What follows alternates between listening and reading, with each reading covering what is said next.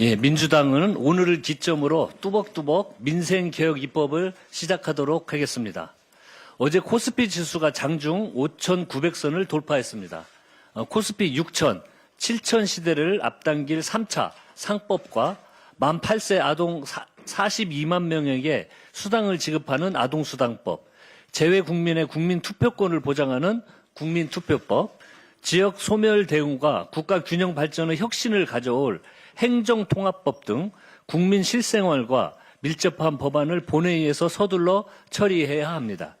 그런데 국민의힘은 본회의를 26일에 열어야 한다며 오늘 본회의를 거부하고 또다시 민생법안 인질극을 벌이고 있습니다. 1분 1초가 절박한 민생회복의 골든타임을 지키기 위해 민주당이 앞장서겠습니다.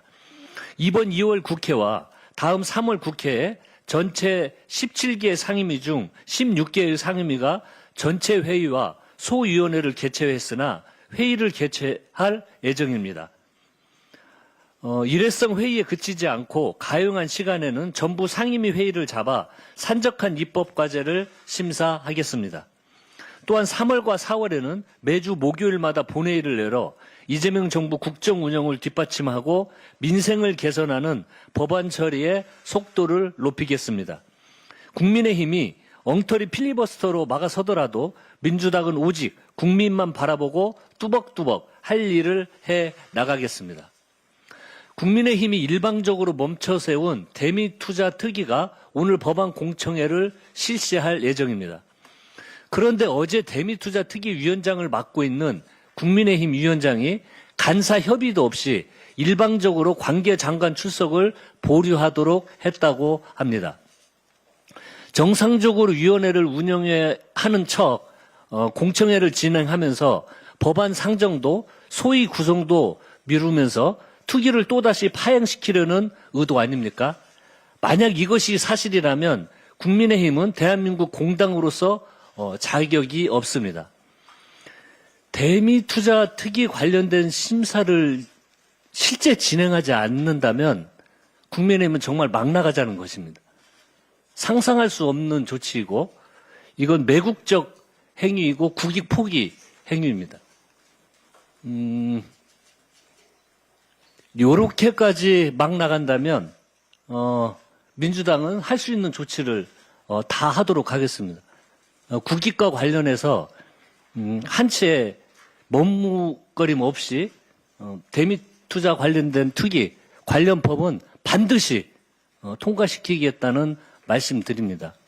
국힘에도 엄중히 경고하는데 적당히 하십시오.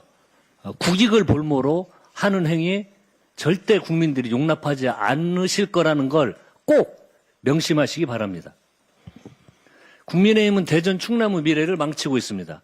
수도권 일극체제에 맞선 통합으로 시너지 효과를 극대화, 경제과학 수도로 거듭나는 대전 충남, 이장훈 대전시장과 김태흠 충남지사가 지난해 7월 대전 충남 통합의 기대 효과를 강조한 표현입니다. 그런데 지금 두 단체장과 국민의힘은 충남 대전 통합을 반대하면서 완전히 딴소리를 하고 있습니다. 그때는 맞고 지금은 틀린 것입니까? 지역 주민의 이익보다 지방선거 유불리를 먼저 따지는 꼼수로 대체 뭘 하겠다는 겁니까? 민주당은 합의에 의한 통합이라는 원칙 아래 그동안 인내하고 또 인내했습니다. 행정안전위원회 논의와 법제사법위원회 심사, 당대표 회담 제의까지 설득에 설득을 거듭했지만 국민의힘은 반대를 위한 반대에만 혈안이 되어 있습니다. 충남 대전의 도약을 위해 통합법 처리에 즉각 협조하시기 바랍니다. 부동산 시장이 변화하고 있습니다.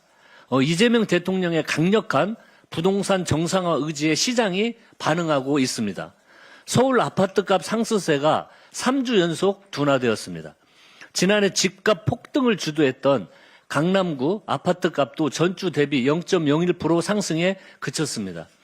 부동산 불패 신화로 불리던 강남권에서 10억 원 넘게 가격을 낮춘 매물이 등장했고 1, 2주 안에 가격 하락이 본격화될 것이라는 전망도 이어지고 있습니다.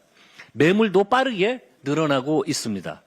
이재명 정부가 지난 1월 23일 양도세 중과 유예, 종료를 공식화한 이후 한 달 만에 서울 아파트 매물이 18.8포인트 증가했습니다.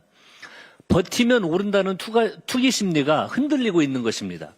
민주당은 이재명 정부와 함께 부동산을 투기의 장으로 만든 왜곡된 구조를 개혁하고 부동산 대물림이 만든 불평등의 고리를 끊겠습니다. 동시에 무주택 서민과 청년의 주거 사다리 복원, 공공주택 공급 확대, 실수요자 보호 등 공급 대책도 차질 없이 추진하겠습니다.